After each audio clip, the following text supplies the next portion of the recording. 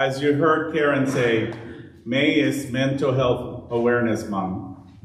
So this month we'll cover slightly on the topic, and later in the month we'll have Mental Health Sunday, which is part of the UCC's recognition to bring awareness. And as a wise congregation, which is welcoming, inclusive, supportive, and embracing, I forgot the last one, for mental health awareness.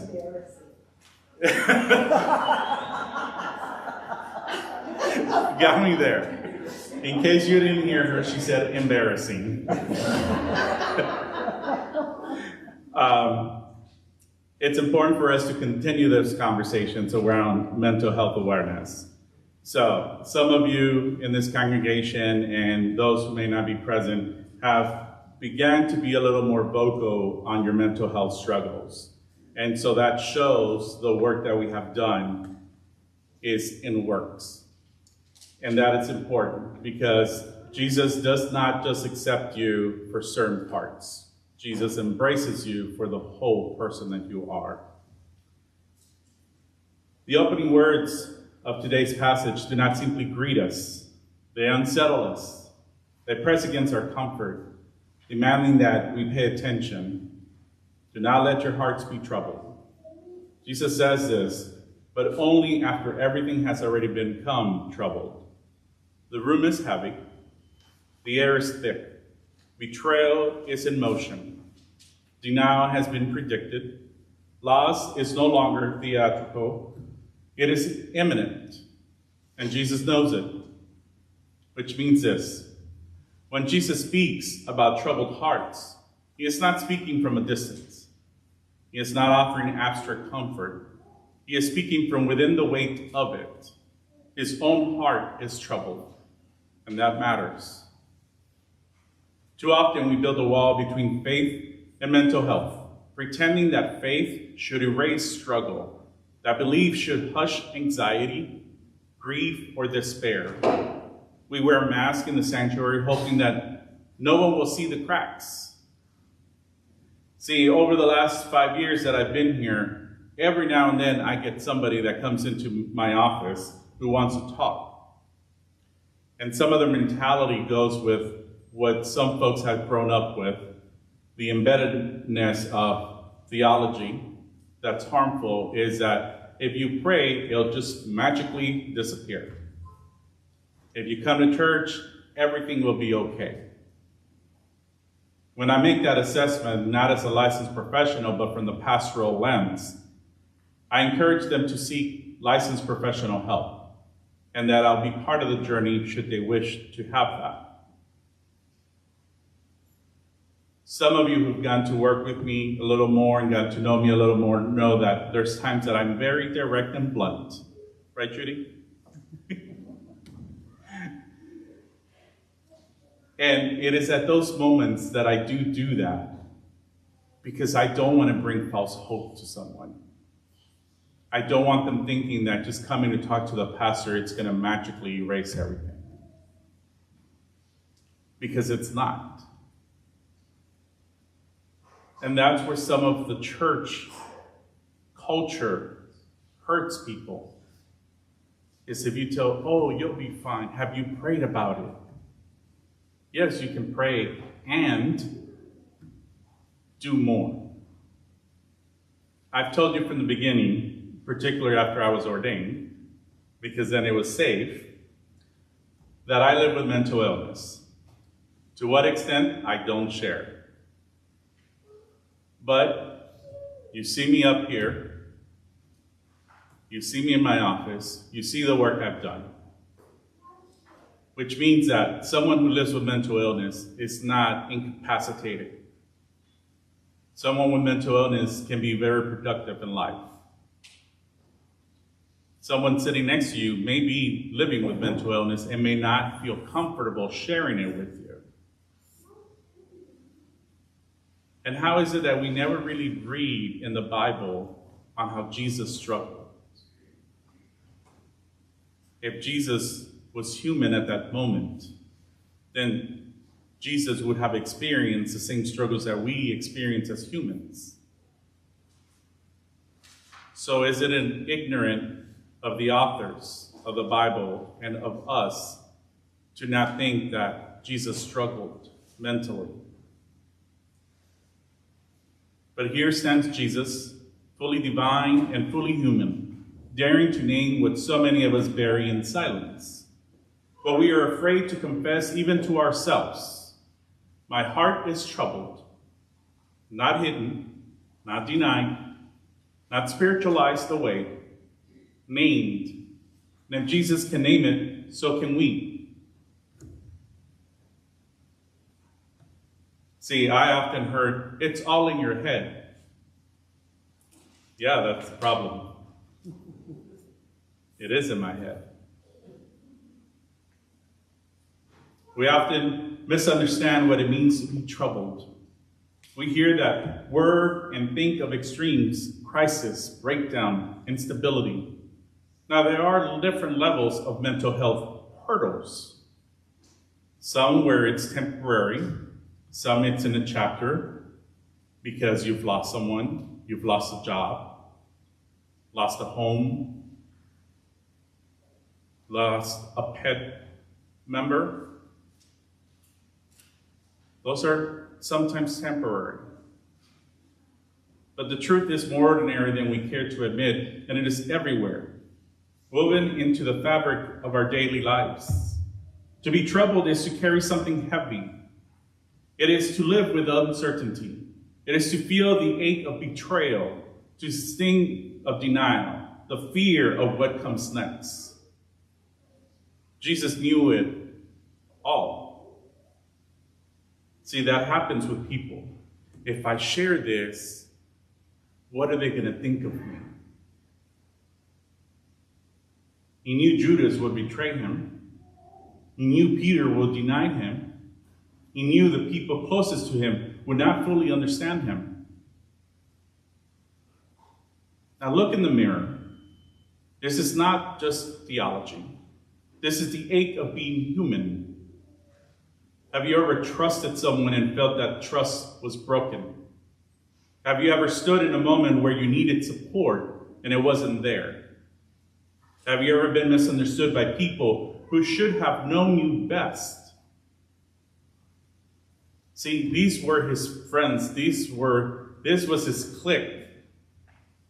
And yet, they denied him. They betrayed him. What would that do to the average person?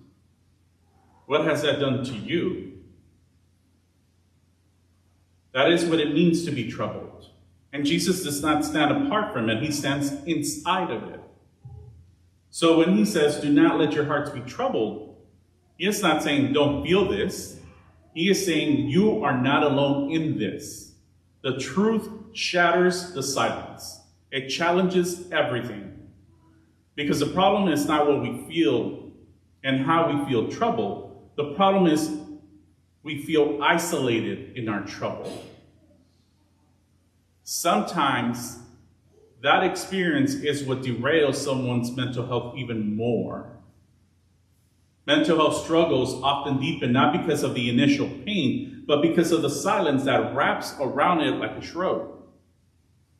We tell ourselves, I shouldn't feel this way. I should be stronger than this. No one else is dealing with this. But Jesus steps in and breaks that narrative wide open. He does not shame those whose heart are heavy. He stays with them. In my Father's house, there are many dwelling places. This is not only about some distant heaven. It is about belonging here and now. It is Jesus saying, there is space for you. There is room for you, even in your grief, even in your anxiety, even in your questions. You do not have to earn your place by pretending to be well. You are held even when you cannot hold yourself together. And then Jesus says something even more radical.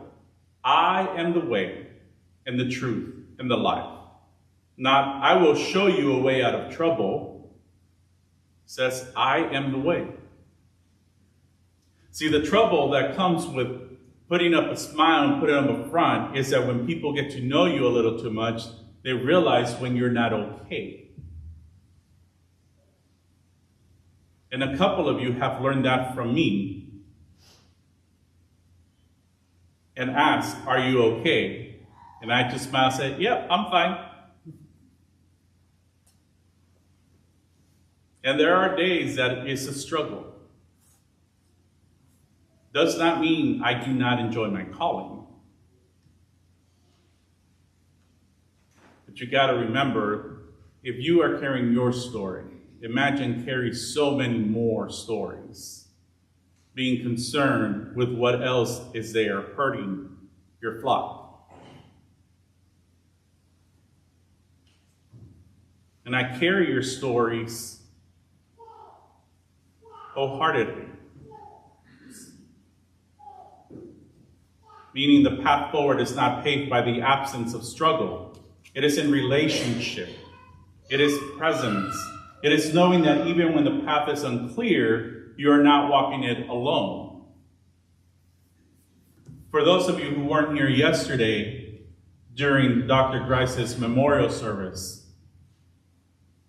you missed feeling a huge aspect of what community truly looks like and feels like. Not to say that we as Christ Church don't carry that, but this went beyond our walls. There was one man that shared with me during the luncheon that he flew all the way from Florida. The moment he found out that Dr. Grice passed away, he flew. And he said, he shared his story and how he came to know him. And that was 21 years ago. And he said, I owe him a lot.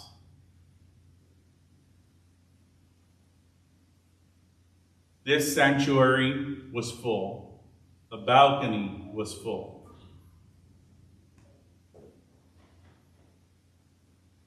And I wondered, with Holly joking around and someone else, I said, now, when the fire marshal did the count for the capacity of the room, was it someone that looked like my size or Holly's size?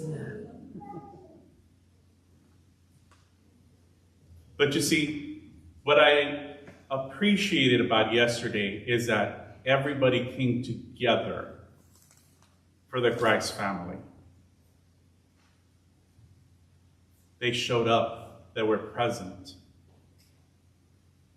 And for me to be able to lead a service of a colleague who trusted me and in the end called me pastor, it was a lot to have some of the lay leaders and some of the staff support that and make it happen as well, as smooth as possible. It took a whole community, or as they say, it took a village to make it happen. And sometimes when you're struggling with your mental health, that is what is needed. This is where the world's awareness meets the gospel's invitation. Because awareness is not just about seeing struggle, it is about responding to it. Jesus does not just acknowledge troubled hearts. He gathers a community around troubled hearts. And that is where we come in. Because if Christ is present with the troubled, then we are called to be present too. Not to fix, not to diagnose, not to offer easy answers, but to walk alongside, to listen without rushing, to sit without needing to solve, to remind someone simply by showing up that they are not alone. Jesus says, whoever believes in me will do the works that I do. What are those works? Showing up, telling the truth, creating space, holding one another in love when the ground beneath us shakes. Mental health struggles do not discriminate. They do not check titles or roles or levels of faith. If Jesus himself can say, my heart is troubled, then no one is exempt, but neither is anyone abandoned. So hear this clearly. If your heart is troubled, do not believe the lie that you are failing. You are human. If your mind is weighed down, you are not alone. Christ is already there. And if someone near you is struggling, your calling is not to be perfect, but to be present. Because even as Jesus prepares to leave, he makes this promise: I am with you. Not always taking away the trouble, but never leaving you in it alone. Let us pray. God of presence and compassion, you meet us not beyond our struggles, but within them. When our hearts are troubled, steady us with your nearness. When our minds feel heavy, remind us we are not alone. Give us courage to speak honestly, grace to listen deeply, and love that does not turn away. Make us a community where healing can begin, where burdens are shared, and where every person knows they belong. Through Christ, who walks with us in all things. Amen.